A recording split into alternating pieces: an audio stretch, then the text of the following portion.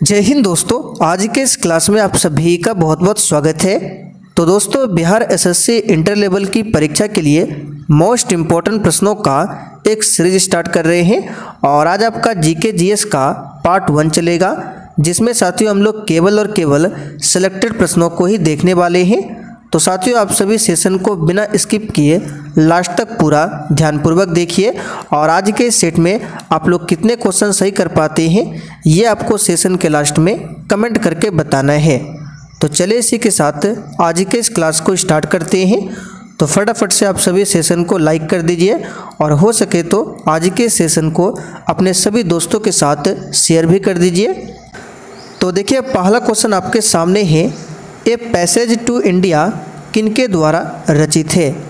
सभी ऑप्शन को ध्यान से पढ़िए, मोस्ट इम्पॉर्टेंट प्रश्न है। ए पैसेज टू इंडिया किनके द्वारा रचित है।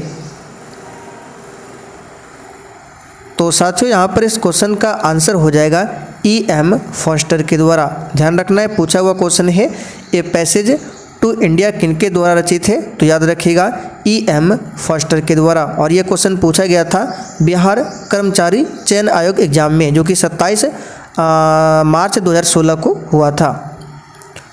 आगे देखिए, भारतीय उपमहाद्वीप का 7वां सबसे पुराना विश्वविद्यालय जो कि पटना विश्वविद्यालय है, ये कब स्थापित हुआ था। ये क्वेश्चन भी एग्जाम के लिए वेरी इंपॉर्टेंट रहेगा। तो साथियों, सबसे पहले आपको ध्यान रखना है, पटना विश्वविद्यालय जो है भारतीय उपमहाद्वीप का 7वां सबसे पुराना विश्वविद्यालय है और इसकी स्थापना कब हुई थी, तो याद रखिएगा 1917 में। कब होती है, 1917 में। एक क्वेश्चन पूछा जाता है BHU की स्थापना कब हुई थी, यानी कि बनारस हिंदू विश्वविद्यालय की स्थापना, तो याद रखिएगा 1916 में। भारत में ब्रॉड गेज में ब्रॉड गेज में 2 रेल पटरियों के बीच मानक दूरी क्या रखी जाती है। चलिए, बहुत ही शानदार लेवल का क्वेश्चन है साथियों। आपको एक भी क्वेश्चन को स्किप नहीं करना है और डेली क्लास आप लोग अटेंड कीजिए। क्लास का टाइमिंग है सुबह 10 बजे से। तो यहाँ पर इसका आंसर हो जाएगा 1.676 मीटर। ये 2 रेल पटरियों के बीच मानक दूरी रखी जाती है। आगे देखिए, द टीन ड्रम किस नोबेल पुरस्कार विजेता की कृति है।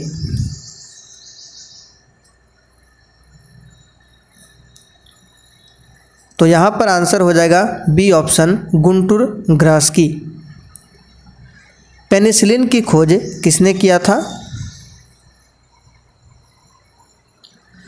चलिए, 5 के लिए आंसर बताइए, पेनिसिलिन की खोज किसने किया था।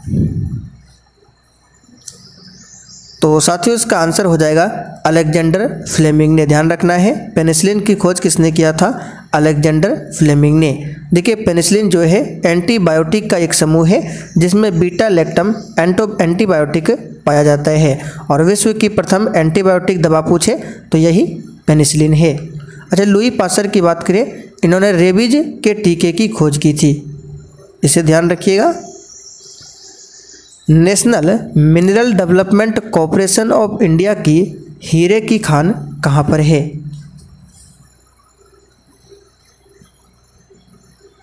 इसका आंसर हो जाएगा पन्ना में। कहाँ पर है, पन्ना में। मध्य प्रदेश का एक जिला है पन्ना, याद रखिएगा। और यहीं पर national mineral development corporation of India की हीरे की खान है। अच्छा, हीरा की बात करें तो इसमें जो चमक होता है इसका कारण क्या है, तो याद रखिएगा पूर्ण आंतरिक परावर्तन। फिल्म पाथेर पांचली किनके द्वारा निर्देशित थी। ये क्वेश्चन भी कई बार एग्जाम में पूछा गया है, याद रखिएगा। फिल्म जो पाथेर पांचली है किनके द्वारा निर्देशित थी। आंसर हो जाएगा सत्यजीत रे के द्वारा। अंतर्राष्ट्रीय योग दिवस कब मनाया जाता है।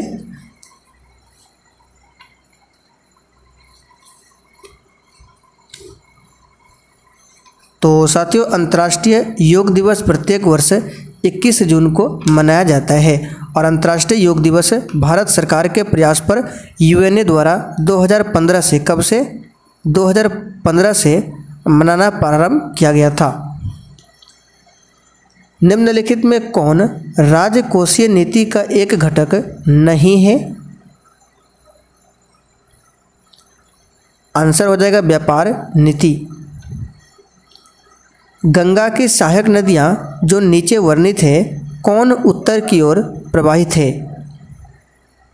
देखिए ये सभी गंगा की सहायक नदियां हैं, इसमें से बताना है कौन सी नदी है जो उत्तर की ओर बहती है। आंसर हो जाएगा सोन नदी। गंगा की सहायक नदियों में सोन नदी जो है उत्तर की ओर प्रवाहित होती है। सोन नदी का उद्गम कहाँ से है? तो अमरकंटक की पहाड़ी से निकलती है सोन नदी। कोसी नदी को बिहार का शोक कहा जाता है। निम्नलिखित में से गलत युग्म को चिन्हित करें।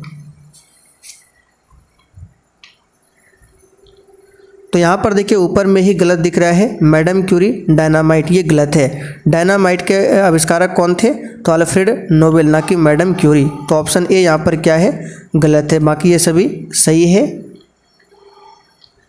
निम्नांकित में से सूर्योदय सबसे पहले कहाँ पर होगा?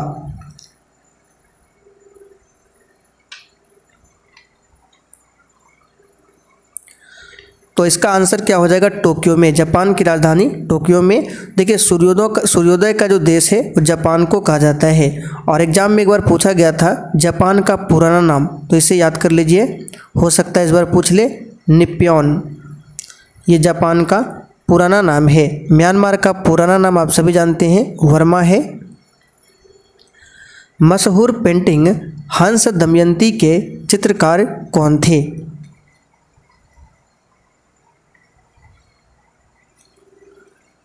तो साथियों मशहूर पेंटिंग हंस दमयंती के चित्रकार राजा रवि वर्मा थे। ध्यान रखिएगा, पूछा जाता है। निम्नलिखित पुस्तकों में से कौन सी पुस्तक फणीश्वर नाथ रेणु के द्वारा रचित है?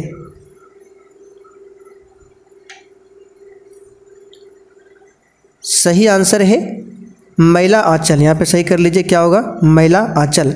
मैला आंचल जो है भारत का प्रथम आंचलिक उपन्यास है।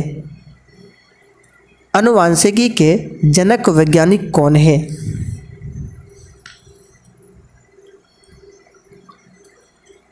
तो साथियों आनुवांशिकी के जनक वैज्ञानिक ग्रेगर मेंडल है। आंसर डी होगा। राज्यसभा के संदर्भ में निम्नलिखित में से कौन सा सही नहीं है? तो ऑप्शन ए की बात करें, राज्यसभा भंग नहीं हो सकता है, बिल्कुल करेक्ट है। इसके सभा 1/3 यानी कि इसके सदस्य जो होते हैं प्रत्येक 2 वर्ष के अंतराल पर रिटायर होते हैं, बिल्कुल सही है। राज्यसभा का गठन 1958 में हुआ था, ये गलत है। देखिए राज्यसभा का गठन 1958 में नहीं, ये हुआ था 1952 में। तो सी ऑप्शन यहाँ पर क्या है? गलत है। बाकी सभी सही है। आगे देखिए कार की बैटरी में किसका इस्तेमाल होता है?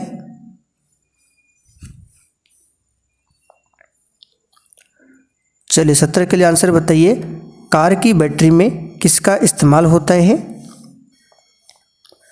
तो साथियों कार की बैटरी में इस्तेमाल होता है सल्फ्यूरिक एसिड का। किसका होता है? सल्फ्यूरिक एसिड का।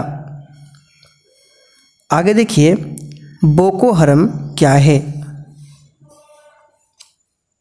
चलिए 18 के लिए आंसर बताएंगे। बोको हरम क्या है? आंसर है डी ऑप्शन, नाइजीरिया का एक आतंकवादी संगठन है बोको हरम, इसे ध्यान रखना है।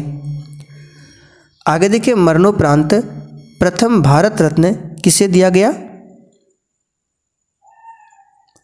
चलिए 19 के लिए आंसर कीजिए। मरणोपरांत प्रथम भारत रत्न किसे दिया गया? सही आंसर है लाल बहादुर शास्त्री को। कब दिया गया? तो 1966 में, इसे भी ध्यान रखना है। आगे देखिए गाय की गर्भावधि क्या है? तो साथियों गाय का जो गर्भ होता है, अवधि जो होता है, इसे ध्यान रखिएगा, ये 274 से लेकर 280 दिन तक होता है। निम्नलिखित नदियों में से किसका उद्गम भारत में नहीं है? चलिए 21 के लिए आंसर बताइए फटाफट से। और देखिए साथियों, इसका PDF आपको टेलीग्राम पर मिल जाएगा। टेलीग्राम का लिंक इसी वीडियो के नीचे डिस्क्रिप्शन बॉक्स में दिया हुआ है। तो किसका उद्गम भारत में नहीं है? सिंपल सा क्वेश्चन है, सतलज नदी का। सतलज नदी जो है ये तिब्बत के मानसरोवर झील के समीप राकस ताल से निकलती है। तो याद रखिएगा, इसका उद्गम जो है भारत में नहीं है। भारत के सर्वोच्च न्यायालय के संदर्भ में कौन सा कथन सही है?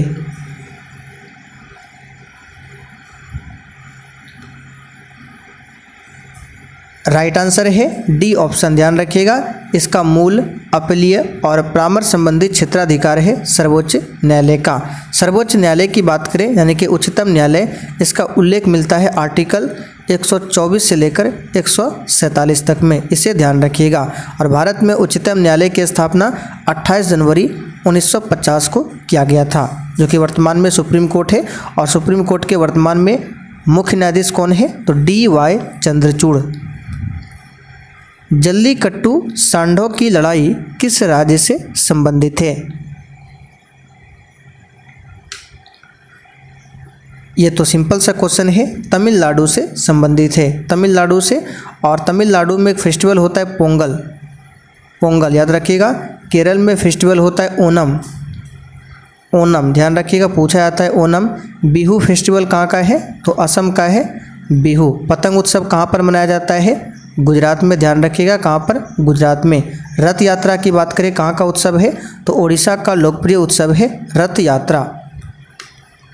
निम्न में से कौन दो नदियाँ अमरकंटक से उद्गमित है? आंसर है नर्मदा और सोन। देखिए, नर्मदा नदी अमरकंटक से निकलकर पश्चिम दिशा की ओर बहती है, और सोन नदी जो है ये भी अमरकंटक से निकलती है और ये पूर्व दिशा की ओर बहती है। याद रखिएगा। कौन सा स्थान ब्रह्मा के मंदिर तथा पशुओं के मेले के लिए प्रसिद्ध है?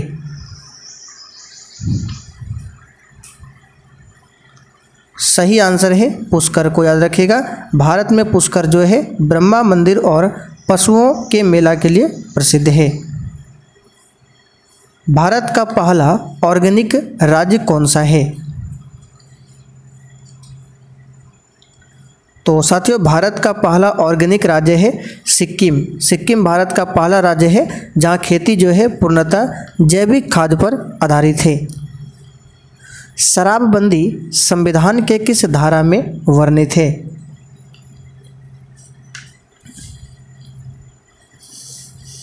सही आंसर हो जाएगा धारा 47 में वर्णित है। दुधारू पशुओं में कैल्शियम की कमी के कारण होता है। सही आंसर हो जाएगा मिल्क फीवर।